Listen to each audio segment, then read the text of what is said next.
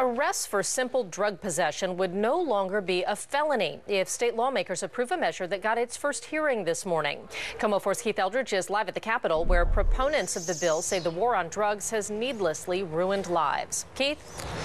Yeah, absolutely. They said that inside the legislature building here, the state capitol. The legislature is meeting right now, but the issue they're talking about has to do with the courts. That's the Supreme Court building. Now, we're not talking about drug dealing or drug manufacturing. We're talking about just possessing small amounts of drugs.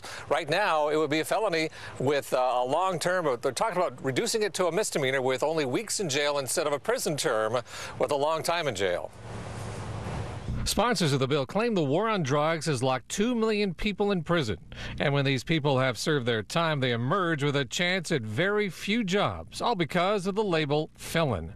Don Darrington was close to getting a job as a van driver. Went through the whole process, checked my references, did everything, finally get to the wire.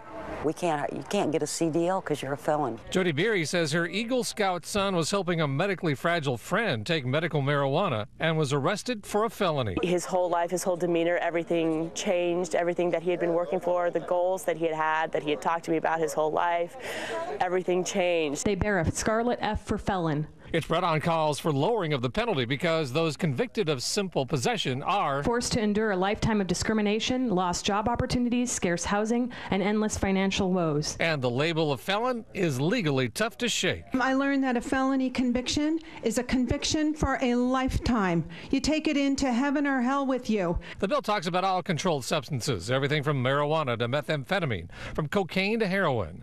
The bill drops simple possession of drugs from a felony, which can carry prison terms of 5 years or more, down to a misdemeanor, which carries a jail term of up to just 90 days. However, it doesn't excuse any crime such as drug dealing or manufacturing or possessing large quantities of drugs. We are not excusing bad behavior. What we're doing is saying we're not going to ruin your life for the rest of your life with a felony.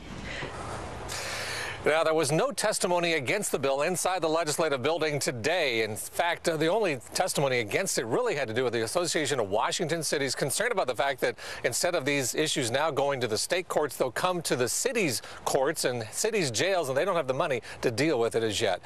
Full committee vote expected in the next several days or weeks, and it's still quite a ways from getting to the full legislature for a vote.